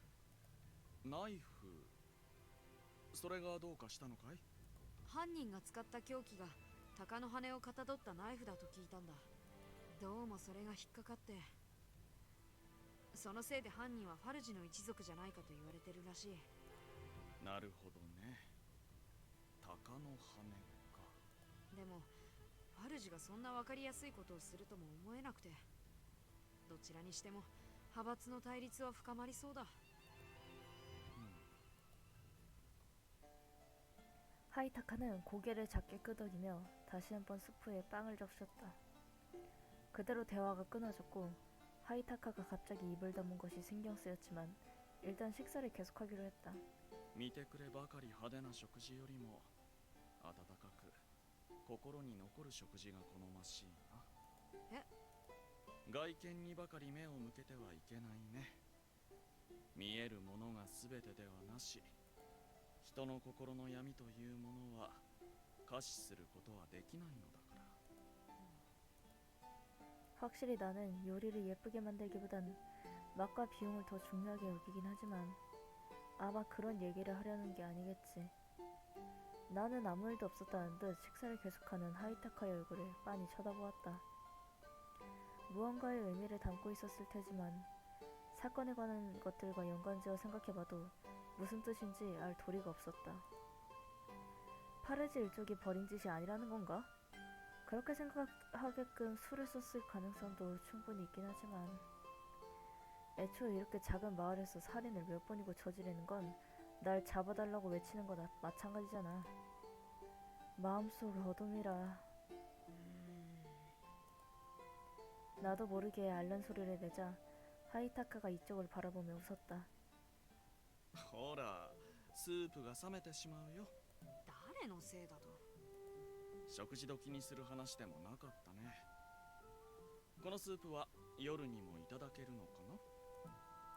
자기가 먼저 얘기를 꺼내놓고 태평스럽기 짝이 없다.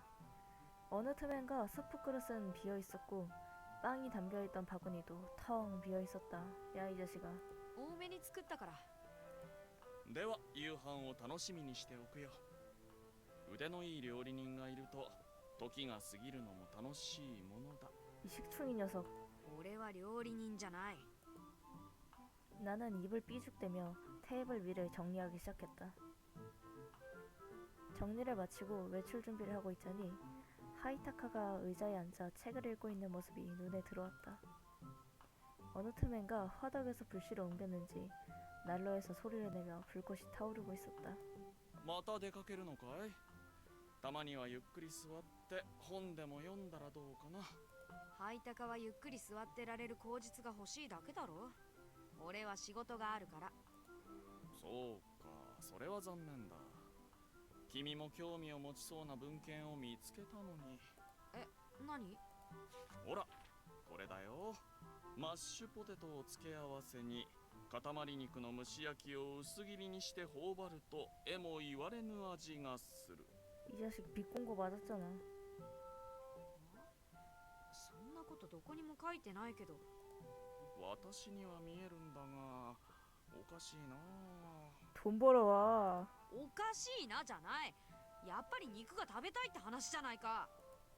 味の濃いソースをかけて食べるとブドウ酒がよく進むだろう。そう言うなら自分で稼いで買ってきなよ。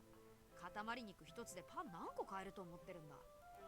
そうしたいのは山々だが、亡霊の実で金貨をつかむのは猫の首に鈴をつけるより難しいことだよ。そうだね。怠け者を働かせるのは猫を手なずけるよりも難しいよ。なかなかの切り返しだ。特に用事がないのなら俺はもう行くよ。探し物もあるし暇じゃないんだ。探し物もいいけれど、人気のない場所と夜歩きには気をつけるんだよ。嫌な事件も起きているのだから。どこが危険かくらい承知してるつもりだ。心配しなくても大丈夫。過信は良くないよ。 미묘한 긴장감이 서린 목소리에 나는 뒤를 돌아 하이타카를 바라보았다.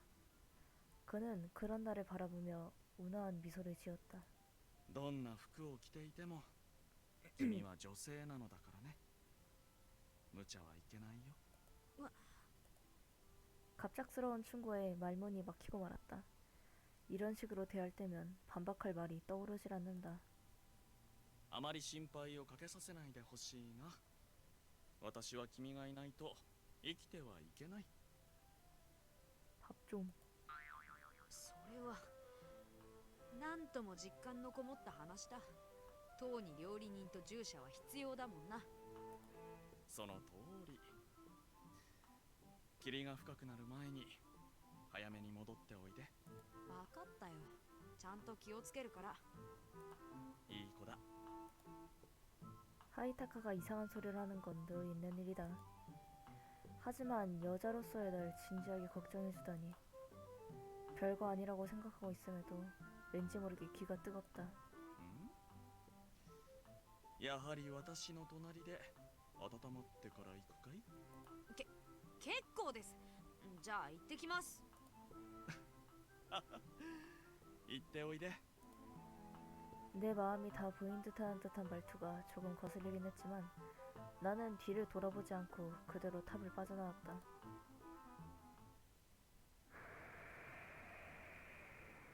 추워. 탑을 나오자마자 마음이 꺾일 것 같았다. 난로 옆에서 불을 쬐며 느긋하게 책을 읽을 수 있다면 얼마나 좋을까. 아니지. 하이타카와 똑같은 인간이 될 순 없어. 모든 걸 귀찮아하고 내가 들볶지 않으면 제대로 생활을 할 수 있을지 의심스러울 정도로 나태한 자칭 자유인.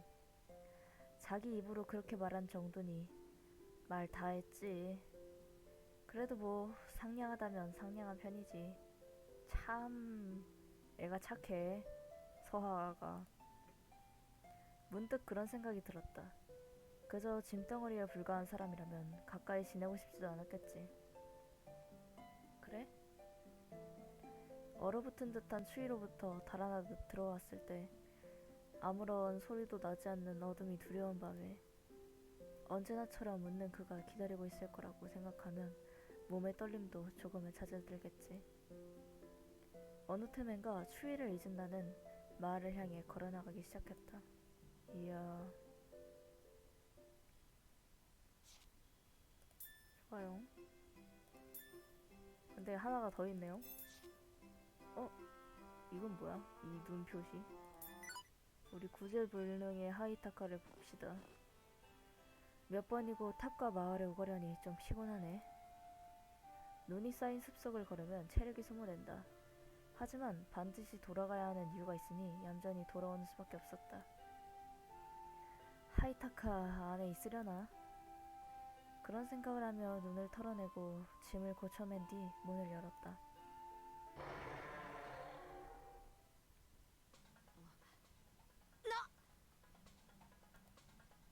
나는 탑 안에 들어서자마자 큰 소리를 내고 말았다.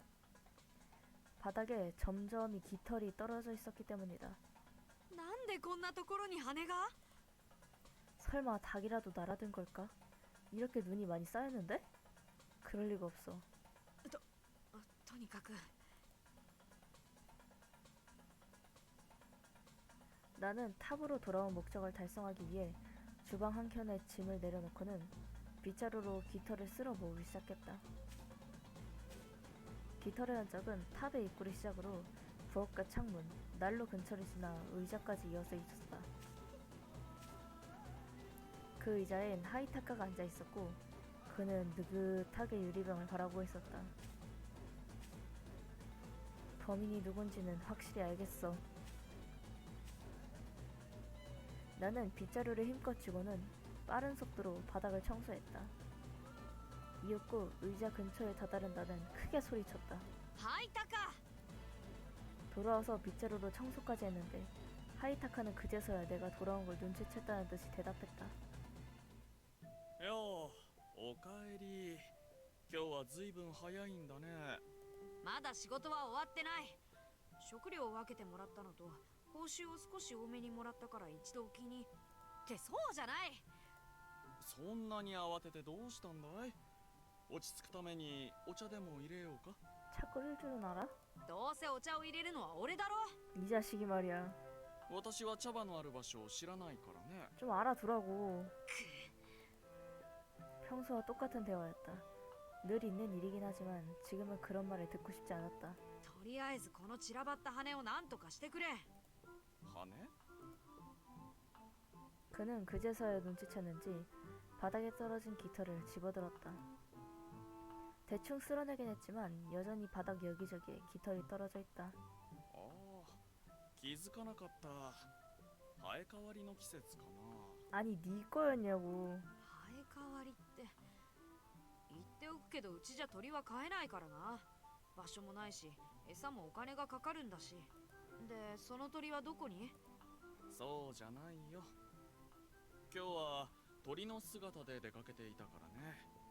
服に羽がついていたようだ。 말문이 막히고 말았다. 그러고 보니 가끔 새나 고양이로 변신해서 밖에 나간다느니 하는 소리를 했었지. 신출귀몰한 대마술사이기에 가능한 일이다 라는 말을 자기 입으로 하기도 했었고. じゃあそんな姿で一体どこに出かけてたんだ？さあどこだったか。やはり私の過去の記憶は全て失われてしまっているようだ。 뻔뻔하게 짝이었다. 하이타카는 상황이 불리해지면 자기가 망령이라는 말을 하거나 기억 상실에 걸렸다는 사실을 핑계로 사용한다. もういい。とにかくついでに掃除するからそこどいて。 쟤한테 좀 시켜. 나는 간단히 깃털을 쓸어 모은 뒤 방 청소를 하기 시작했다. 먼지에 뒤섞여 고양이 털까지 나오니 정말이지 할 말이 없다. 일단 전부 꼼꼼히 쓸어 모으기로 했다. ほらどいたどいた。 아니 일러스트까지 보여주네.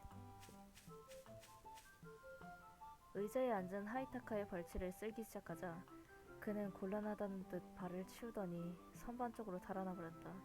약간 진짜 동물 같다.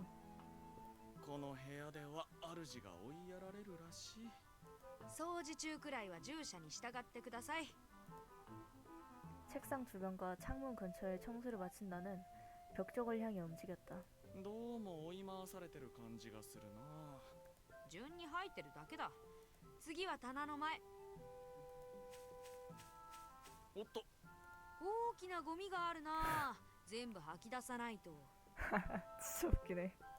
どうにもゴミの方が優しく吐かれているように見えるね。気のせいじゃないかな。 문 앞에 도착한 나는 쓰레기를 바깥으로 쓸어내렸다. すっきりした。 나는 청소를 끝내고 숨을 돌린 뒤 찬 바람이 들어오지 않도록 문을 닫고 방 안을 둘러보았다. さて次は。 まだ何かあるのかな。 창문 쪽으로 달아나 있던 하이타카가 어깨를 으쓱했다. 나는 그런 그의 옆을 지나쳐 창문을 열었다. せっかく掃除したんだから空気の入れ替えもしないと。これは我が家事使用人は塔の中を冬にするつもりらしい。誰が家事使用人だ。空気の入れ替えだって言ってるだろ。では仕方がないな。 나 참 뭐가 어쩔 수 없다는 건지. 하이타카는 그대로 침대 쪽으로 걸어갔다. 그러고는 침대에 들어누웠다. 아직 대낮인데. 그리고 저기 내 침대 아니니? 何やってるんだ。君も入るかい？何をやってるのかと聞いてるんだ。寒さに凍えてしまう前に布団に入ろうかと思ってね。こんなに日の高いうちから布団にくるまって恥ずかしいと思わないのか？こんなに快適にできているのに夜しか使わないとはもったいないと思わないのかい？ 야 나도 갑자기 찔리는데? 서아가 이런 말을 하니까. そんなこと言っていつも寝転がってばかりじゃないか。 미안해. 寝床の方だってたまには一人で休ませてくれと思ってるよ。 침대야 미안해. そうなのかい？では人肌の良さをしっかり教え込んでおかないとな。 좋아 앞으로 나의 변명은 이렇게 해야겠어. 何言ってんだあんたは。いいからほら起きて。 나는 정말 잠들 태세인 하이타카에게서 억지로 이불을 빼앗았다.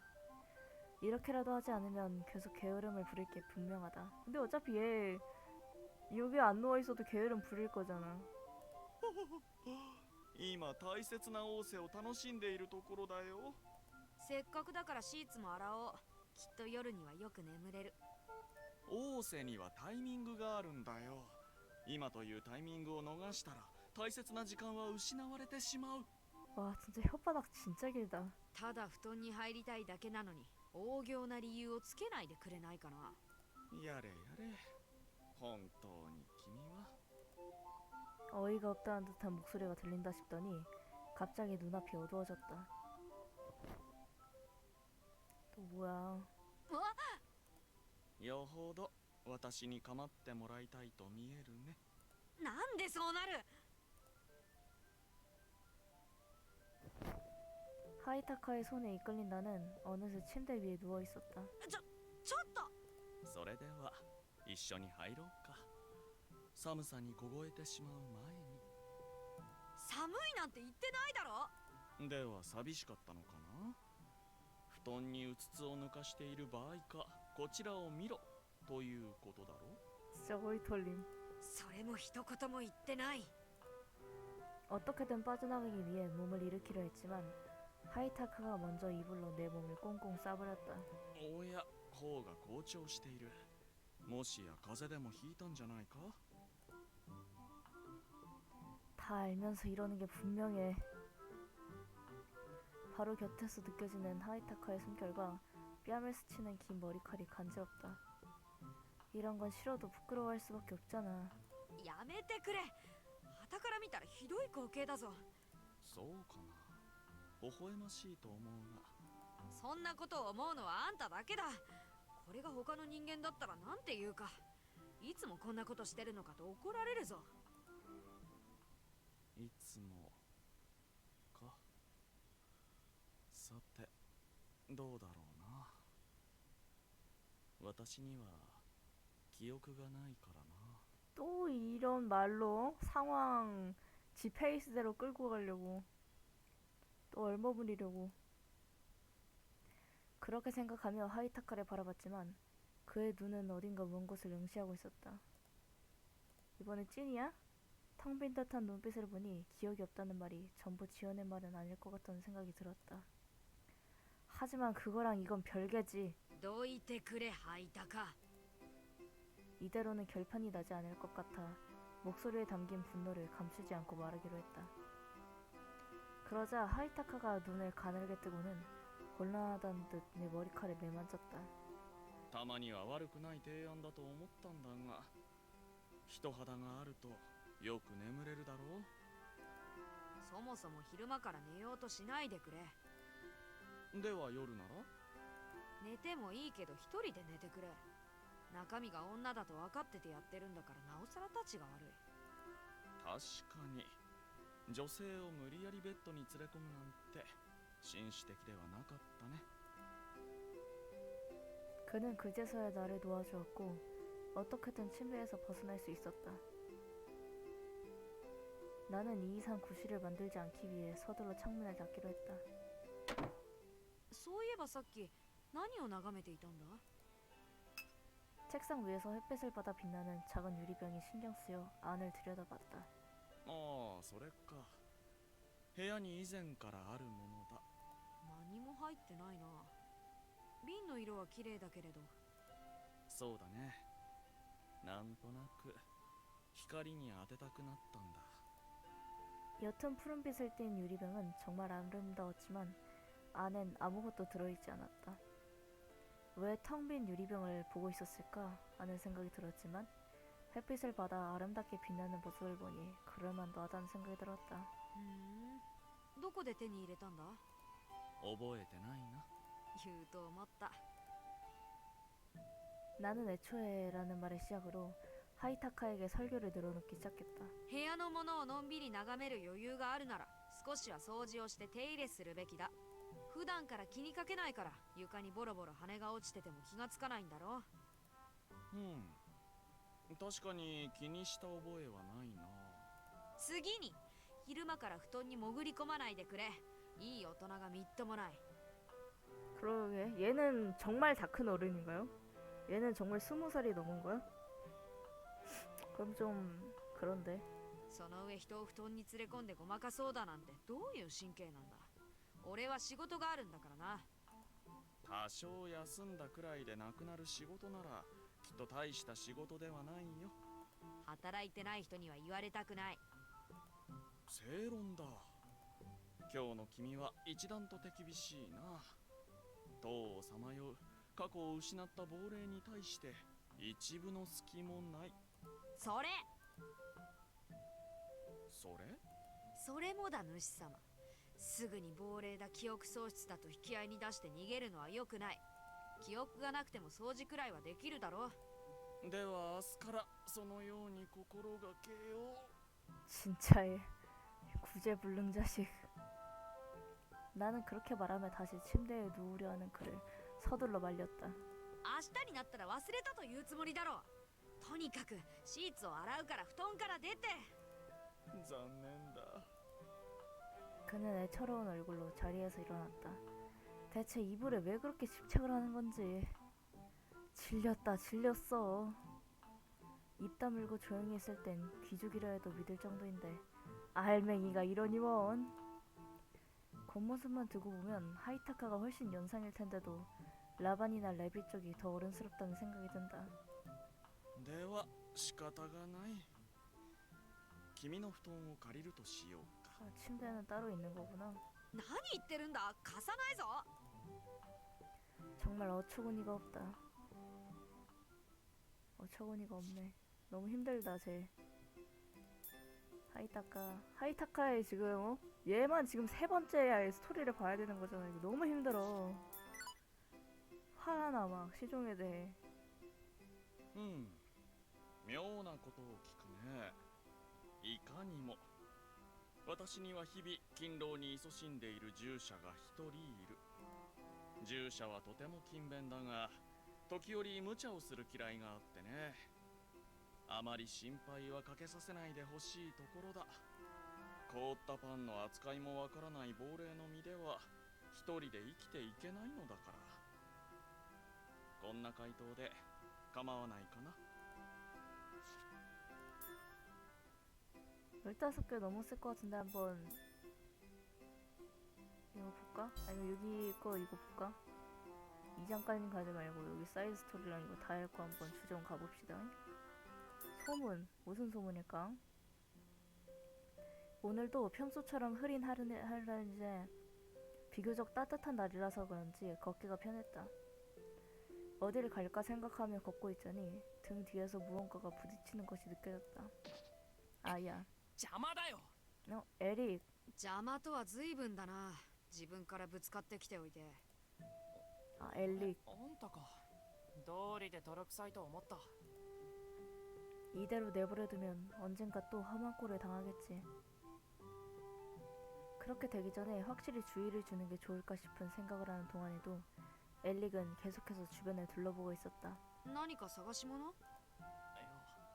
じゃなきゃどうしたんだ？また誰かに追われているとか。そんなヘマしないよ。あのさ、ウサギを見なかった？ウサギ？ 듣고 보니 늘 함께했던 토끼의 모습이 보이지 않는다. いなくなったのか？朝からいなくて。そのうち帰ってくるとは思うけど。 엘릭은 그렇게 말하면서도 토끼의 모습을 찾으려는 듯 주변을 둘러보았다. そんなに心配なら俺も探すよ。別に心配してなんか。 솔직하지 못하네. 걱정된다고 얼굴에 다 써있는데. お前のためじゃない。ウサギが迷子になってたらかわいそうだからだ。迷子になるわけないじゃないか。あの子は頭がいいんだ。そうか。なら散歩をしてるのかもしれないな。見かけたら声をかけとくよ。じゃあ僕はもう一回教会に戻ってみるか。 나는 불만스러운 얼굴의 엘릭을 배웅한 뒤 마을 안을 조사하기 시작했다. 일단은 광장에 가볼까? 마을 중심을 기점으로 찾아볼까 싶었던 거지만 막상 도착하자 여기엔 없을 거라는 확신이 들었다. 이렇게 사람이 많은 곳에 올 것 같진 않은데 엘릭이랑 같이 있을 때는 몰라도. 하지만 토끼는 없어도 정보는 있겠지. 나는 토끼를 본 사람이 있을지도 모른다는 생각을 하며 아는 사람을 찾아 주변을 둘러보았다. 그러자 자경단 사람들이 한데 모여 이야기를 나누는 모습이 눈에 들어왔다. やあ、これから仕事？ああ、そうしたいんだが、レビさん見なかったか？レビ？いや、見てないけど。もしかして遅れてる？遅れてはいないんだけど、最近ギリギリなことが多いんだよね。深酒でもしてるのかな？というよりも。 세 사람은 서로의 얼굴을 마주보며 씩 웃었다. 何？女でもできたんじゃないのかなって。レビに？ 레비의 최근 행동을 돌아보아도 이렇다 할 변화는 느껴지지 않았다. 誰かと歩いてるところでも見た？いや、もしかしたらって話なんだけどな。でも恋人ができたんなら寝坊しちゃうのも納得っていうか。 그 말을 듣자 바로 떠오르는 것이 있었다. 朝帰りしてるんじゃないかってこと？そう、それだよ。仕事中もなんとなく眠そうだし。まあレビさんは昔からあんま朝強くはなかったけどね。確かによく寝坊するとは思うけど、仕事に響くような付き合いするかな。それだけいい女かもしれないだろう。それか夜しか会えねえ相手とか。道ならぬ恋ってやつか。燃えるね。フランシスカさんに反対されそうな相手とか。 널 그렇게 뒷말 막 하면 안 돼. あんまり反対しそうにないけど、むしろ手料理を用意して待ち構えてそうっていうか。 뭔 소리 하는 거야. いやいや、ボルグの一族だったら相手もそこそこの家柄が必要になるだろう。 아니 그게 문제가 아니라 불륜이 문제지. ラバンさんとかもすげえモテるけど特定の相手作んねえし。そうだね、ラバンはまあ。でもフランシスカが何か言ってるのは見たことないし、その辺は本人に任せてるんじゃないかな。はあ、なるほど。自由恋愛なんだ。じゃあ女食い放題なわけか。いや、まあ食い散らかしてたら言ってくれ。さすがに当主の息子がそれはどうかと思うし。そういう話はさすがに聞いたことないっすね。ラバンさん紳士だからな。紳士になれば食い放題か。そういう発想だからモテないんじゃないか。うわ、ぐさっといくな。くっそだ、外見だけでも差があるっつうのに。ラバンさんと自分を比べるなんて。お前のそういう姿勢、俺は嫌いじゃないよ。結局レビじゃなくてラバンの話になってるね。本当だ、いつの間にか。レビさんは何のかんの言って恋人ができたらボロが出そうで、あんまり憎めねえよな。だね。割と何でも気軽に俺たちに話してくれるし、嘘は苦手そうだよな。でもラバンさんは思い人も恋人も全部最後まで隠し通しそうだね。仕事ができるだけにその辺もきっちりしてそう。 아니 근데 갑자기 여기 와가지고 토끼 찾다가 왜 얘네들의 연애 이야기를 듣고 있는 거야. 気がついたら結婚しますみたいな。しかもすげえ美人だったりするわけだ。うおー、妬ましいぜ。うん、お前の正直なとこ嫌いじゃないよ。 진짜 だから 바보 当面の 셋이야. 目標はラバンさんで一緒に頑張ろうぜな。 어? 라반을 사귀겠다고? 俺も？人を巻き込むのはやめろよ。ちなみにあんたの好みのタイプはどんな子なの？そうだな。全体的に白くて目がクリクリしてて。王道だ。鳴き声が可愛いんだけど。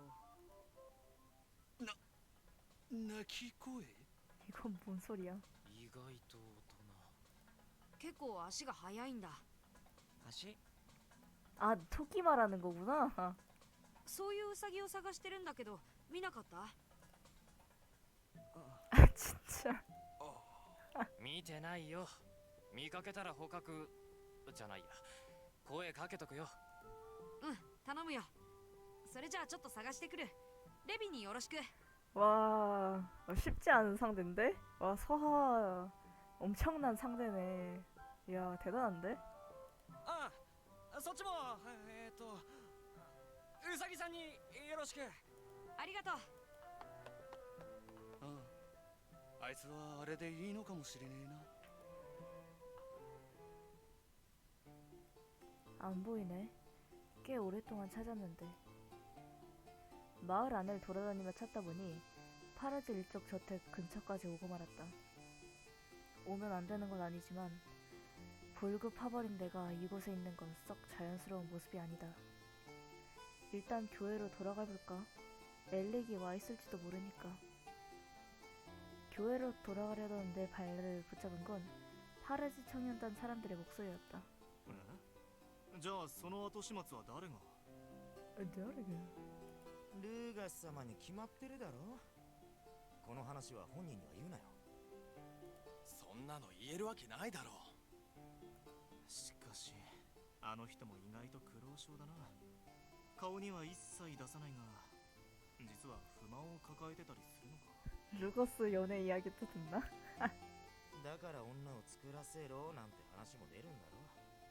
とりあえず女をあてがっておけば丸くなったりもするからな。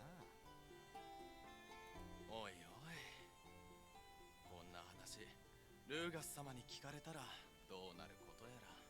T 様にもだな。あの人本気でルーガス様に釣り合う女を見つけるまで誰も近寄らせない気だぞ。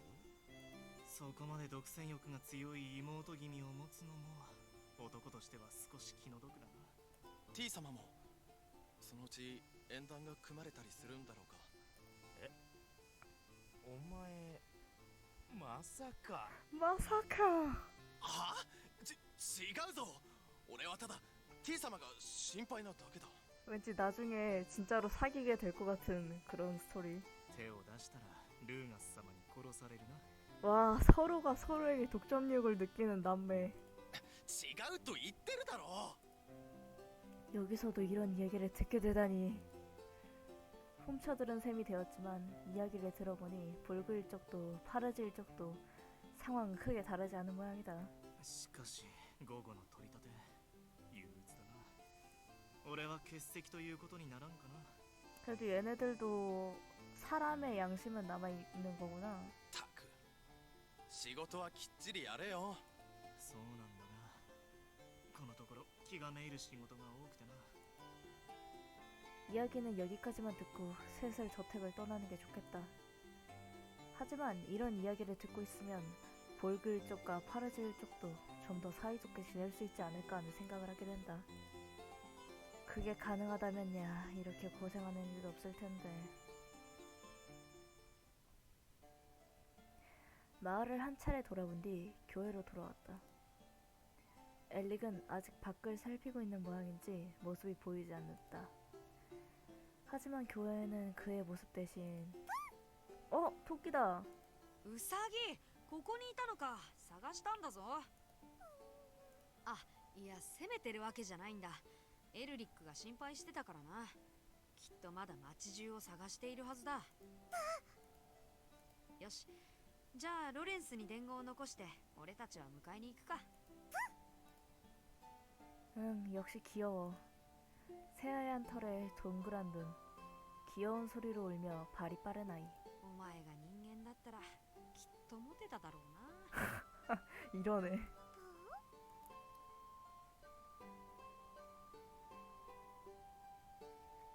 나는 토끼를 품에 안고 걸음을 돌렸다. 오랫동안 토끼를 찾아내긴 했지만 그 과정에서 꽤 재미있는 이야기들을 들을 수 있었다. 이런 것도 가끔은 괜찮지. 나는 그런 생각을 하며 로렌스에게 인사를 건네고 교회를 빠져나왔다.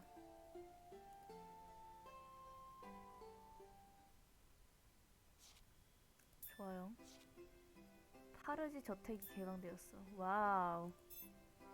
이런 메인 스토리는 이건 뭐냐? 새로운 앤가? 마을 여자. 이 마을에 대해 町のことはよくわからないけれど、ご近所さん同士は仲が良くてね、ついおしゃべりしすぎちゃうのよ。あ、でも黒い影ってあなたご存知？物騒な殺人犯がいるらしくてね、それはちょっと怖いわね。そんなに広い町でもないんだし、自警団あたりが捕まえてくれないかしらね。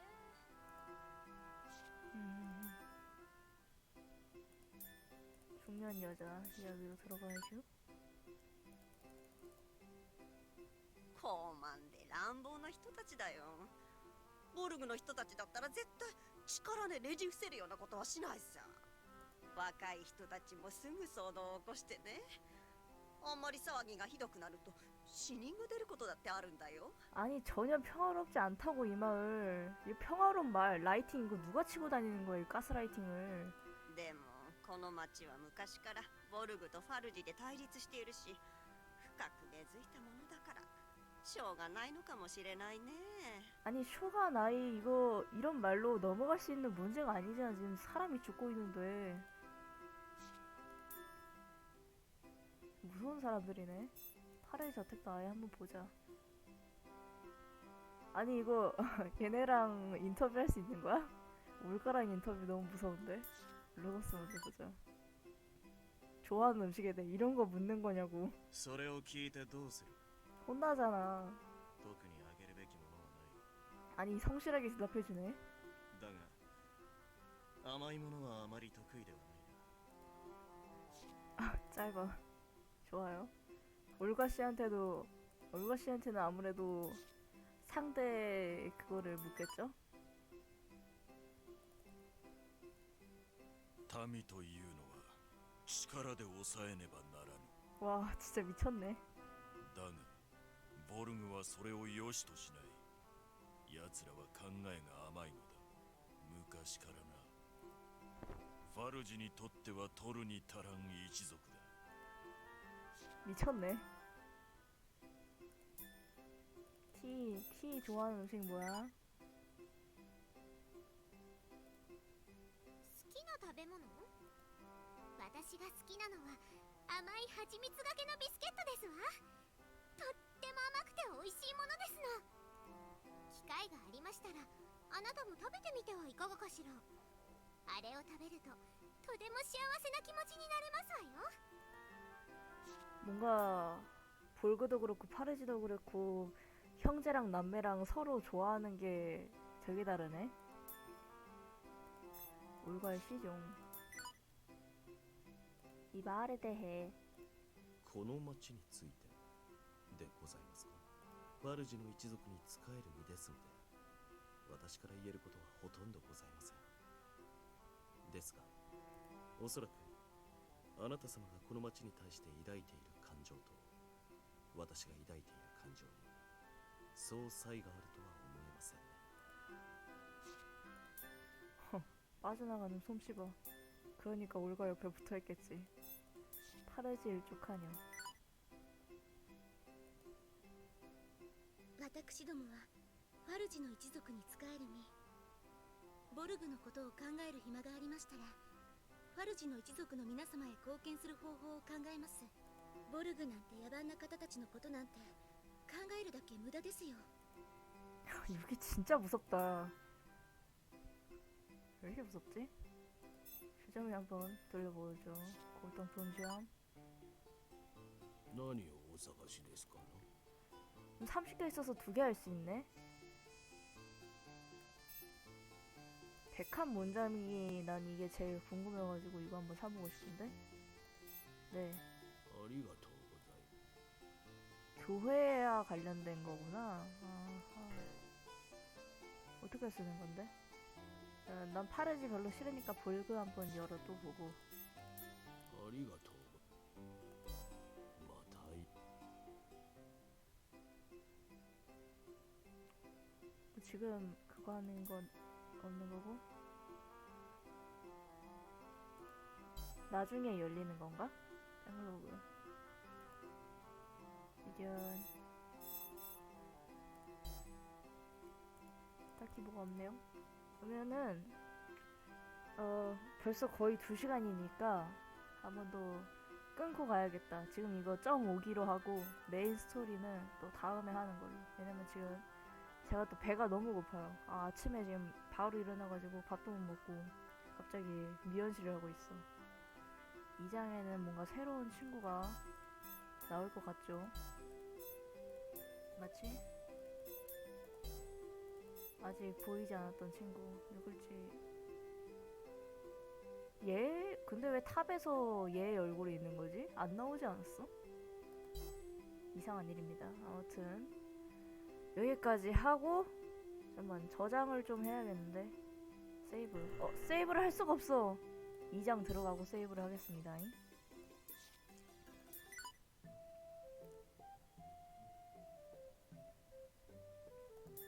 이때 세이브 덮어 쓰고. 아니다, 덮어 쓰지 말고 여기다가. 네, 됐죠? 여기까지